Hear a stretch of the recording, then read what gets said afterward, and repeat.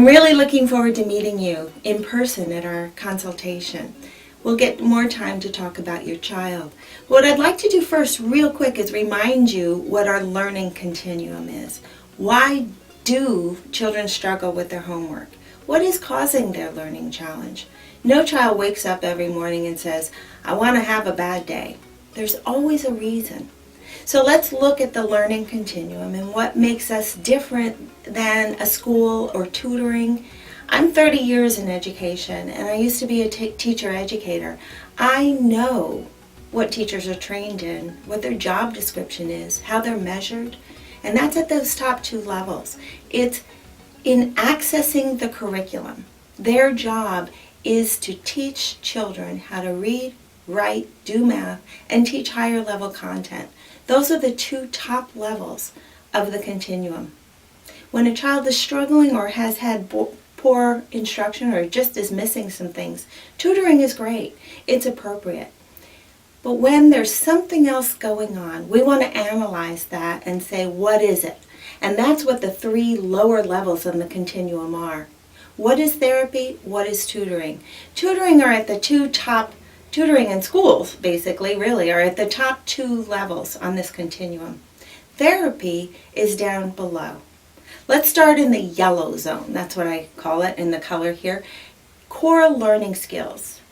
These early skills that are kind of the inner body organization, the brain clock, that lower brainstem piece that prevents us or may get in the way of the higher learning and the processing. That may be causing some challenge. We'll analyze that and look at that. Let's talk about processing skills then. Good readers need their auditory and visual processing to be working in synchrony with one another. We need to analyze or evaluate which one is weaker, or are they working together? Maybe both are strong, but they may not be working in synchrony. Processing speed and working memory are other things we need to evaluate here in that blue zone. Working memory is an interesting one to think about. With attention deficit disorder, ADHD, 50% of the children diagnosed, walking around with a diagnosis of ADHD, actually don't have attention or ADHD. They may have attention challenges that are caused by auditory processing deficits. Another example is thinking about ADHD again. Historically, we have talked about working memory, the ability to hold information in our head while we take something else in. Maybe multitasking, right? Holding one idea and grabbing another and bringing them together. We used to think that working memory and attention deficit disorder were coexisting, or one generally came along with the other. Neuroscientists now are calling them one and the same. Why do we even have two different labels? And that makes sense if you think about it. Because what is attention? We're reaching out for many different ideas and not efficiently organizing them or bringing them and being able to select or sustain our attention in one place or another.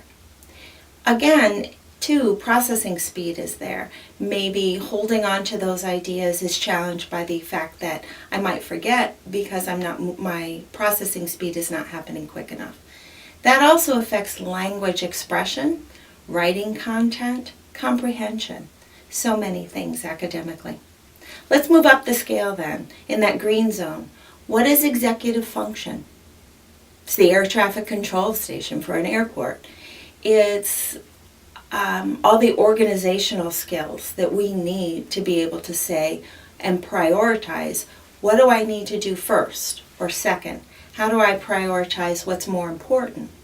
How do I get my world organized so that I can turn my homework in or bring the materials I need home for a project that needs to be done?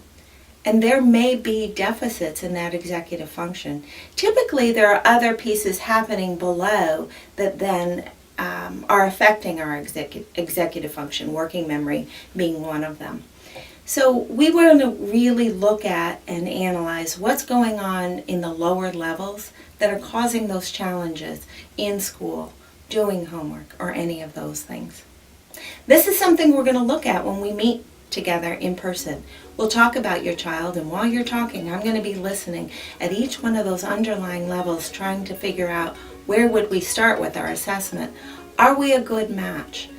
One thing I will guarantee is that after we get a chance to know your child, if we're not the right place, I have a wide network of people that it's important to say this is where your child needs to start, or this is where you will find the resources that are most effective for your child.